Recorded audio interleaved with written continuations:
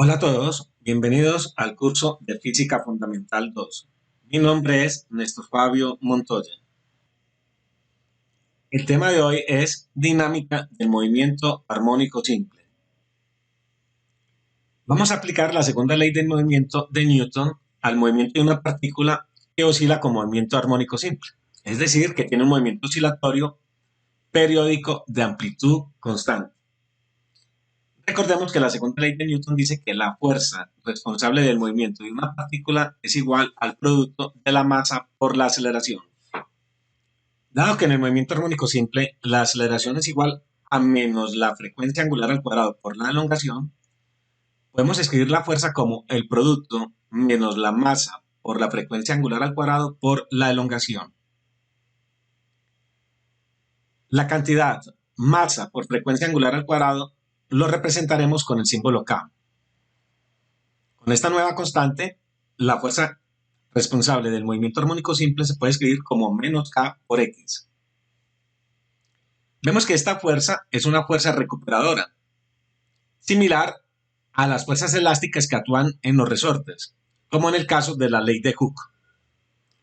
La constante K definida anteriormente se denomina módulo de elasticidad y se expresa en el Sistema Internacional de Medidas como Newton sobre metro. Energía en el movimiento armónico simple. Consideremos primero la energía cinética en el movimiento armónico simple. La energía cinética de una partícula que se mueve con cierta rapidez v se define como el producto masa por la velocidad al cuadrado dividido por 2. Dado que en el movimiento armónico simple la velocidad es igual a más o menos la frecuencia angular por la raíz cuadrada de la amplitud al cuadrado menos la elongación al cuadrado, podemos escribir energía cinética igual a la masa por la frecuencia angular al cuadrado dividido por 2 y multiplicado por la diferencia entre la amplitud al cuadrado y la elongación al cuadrado. Como hemos definido el módulo de elasticidad a la cantidad K igual a masa por frecuencia angular al cuadrado, la energía cinética se simplifica quedando como el módulo de elasticidad por la diferencia entre la amplitud al cuadrado y la elongación al cuadrado dividido por 2. Energía potencial. Recordemos que la energía potencial asociada a una fuerza recuperadora de la forma F igual a menos K por X se define como K por X al cuadrado dividido por 2. En este caso, el símbolo U mayúscula representa la energía potencial. El subíndice K es para referirnos de que estamos hablando de una energía potencial elástica. Si nosotros graficamos esta expresión, obtenemos una parábola, como se muestra en la simulación de la parte inferior derecha. La energía mecánica total es la suma de la energía cinética y todas las energías potenciales. En el movimiento armónico simple solamente tenemos una energía potencial, que es la energía potencial elástica. Si sumamos la energía cinética, que es K por amplitud al cuadrado menos elongación al cuadrado dividido por 2, con la energía potencial elástica, que es K por X al cuadrado dividido por 2, se cancelan los términos que tienen que ver con la elongación. Y nos queda que la energía total es igual a K por la amplitud al cuadrado dividido por 2, siendo esto una constante de acuerdo al principio de la conservación de la energía. Consideremos una partícula que oscila con movimiento armónico simple con una amplitud de 30 centímetros. La partícula se mueve desde una posición de menos 30 centímetros a la izquierda del origen hasta una posición de más 30 centímetros a la derecha del origen. Hemos graficado también la curva que representa la energía potencial elástica por medio de una parábola. La energía mecánica total está representada por una línea horizontal. Cuando la partícula oscila, la fuerza responsable de su movimiento es una fuerza recuperadora que siempre apunta hacia la posición de equilibrio. Cuando la partícula se encuentra a la derecha del origen, la fuerza apunta hacia la izquierda. Cuando la partícula se encuentra a la izquierda del origen, la fuerza apunta hacia la derecha, siempre dirigida hacia el centro de la trayectoria. A modo de ejemplo, supongamos que la partícula oscila con una amplitud de 30 centímetros, que la constante elástica es de 40 newtons sobre metro. Con estos valores podemos calcular la energía mecánica total. La energía mecánica total es igual al producto del módulo de elasticidad, que en este caso es de 40 newtons sobre metro, por la amplitud al cuadrado y luego dividido por 2. La amplitud es de 30 centímetros o 0.3 metros. Lo elevamos al cuadrado y luego dividimos por 2. Y el resultado nos da 1.8 joules. Este valor lo hemos representado por medio de una línea horizontal ubicada a 1.8 joules. Cuando la partícula se encuentra a 20 centímetros a la derecha del origen, la energía potencial elástica se encuentra de la siguiente manera. Multiplicamos la constante elástica, que es de 40 newtons sobre metro, por la elongación al cuadrado. La elongación es de 20 centímetros o 0.2 metros. Lo elevamos al cuadrado y luego dividimos por 2. Y el resultado es de 0.8 joules. Esta energía, entonces, corresponde a un valor de 0.8 joules. Sabiendo que la energía potencial elástica es de 0.8 joules, podemos calcular la energía cinética simplemente restando de la energía total de 1.8 joules, le restamos la energía elástica de 0.8 joules. Y esta resta nos da 1. Eso quiere decir que la energía cinética es de 1 joule. Péndulo simple. Un péndulo simple consiste en una partícula suspendida de un punto fijo mediante un hilo inextensible y de masa despreciable, que puede oscilar libremente en un plano vertical bajo la acción de la gravedad. El peso de la partícula W se puede descomponer en dos componentes perpendiculares.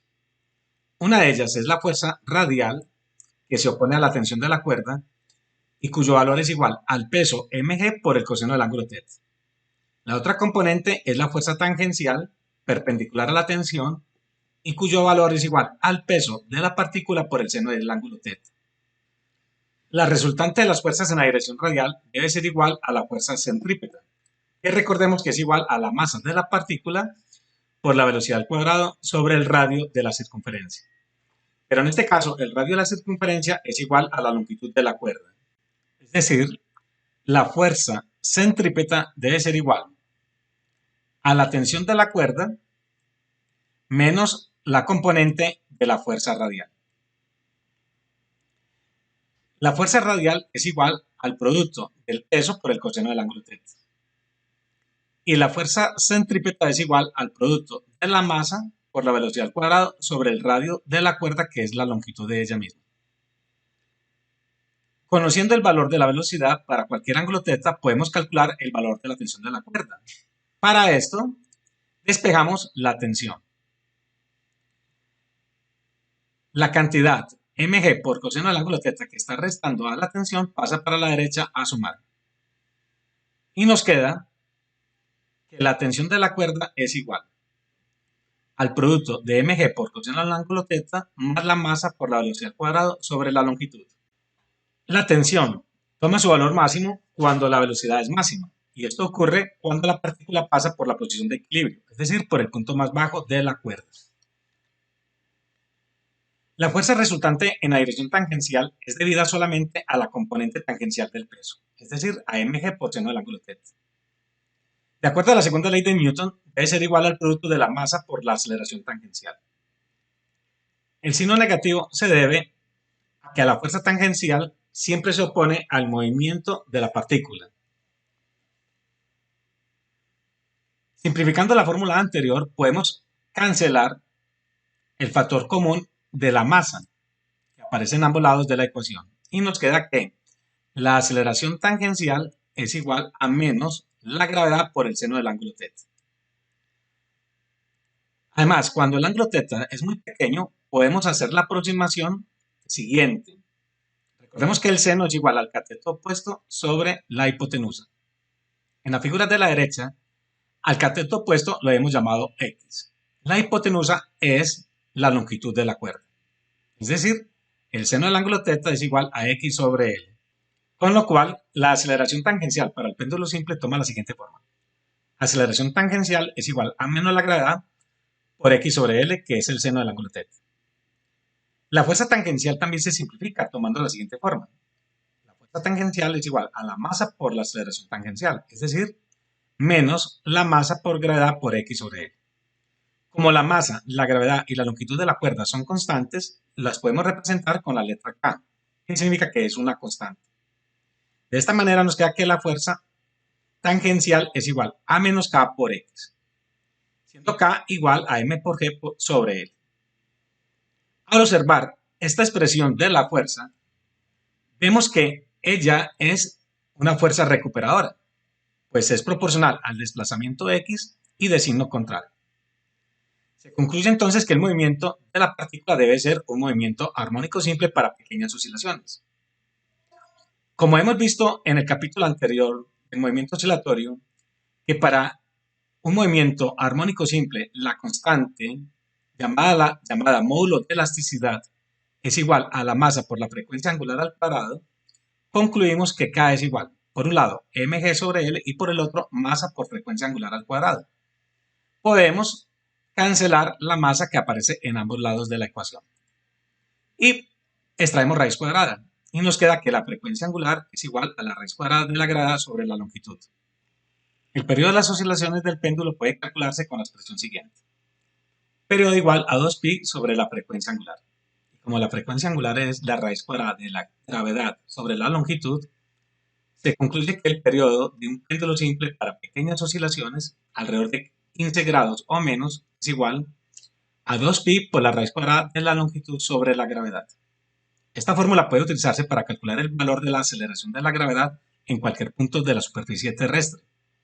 Para ello se pone a oscilar un péndulo y se calcula su periodo con la siguiente fórmula. Periodo igual al tiempo transcurrido sobre el número de oscilaciones completas. Y despejamos la gravedad de la fórmula del periodo. Y nos queda que la gravedad es igual a 4pi al cuadrado por la longitud sobre el periodo al cuadrado. Lo único que debemos hacer es reemplazar el valor de la longitud y el valor del periodo. Y de esta forma calculamos el valor de la gravedad. Resortes. Consideremos como ejemplo un bloque de masa m apoyado sobre una superficie horizontal y que está unido a un resorte de módulo de elasticidad K. De acuerdo a la ley de Cook, la fuerza elástica que actúa sobre el bloque debido al resorte es menos K por X. Si ahora cogemos el bloque que está colocado en su posición de equilibrio y lo desplazamos hacia la derecha o hacia la izquierda y luego lo soltamos, vemos que comienza a oscilar con un movimiento armónico simple. Recordemos entonces que el módulo de elasticidad es igual al producto de la masa por la frecuencia angular al cuadrado. Podemos despejar el periodo de las oscilaciones de la siguiente manera. Periodo es igual a 2pi sobre frecuencia angular.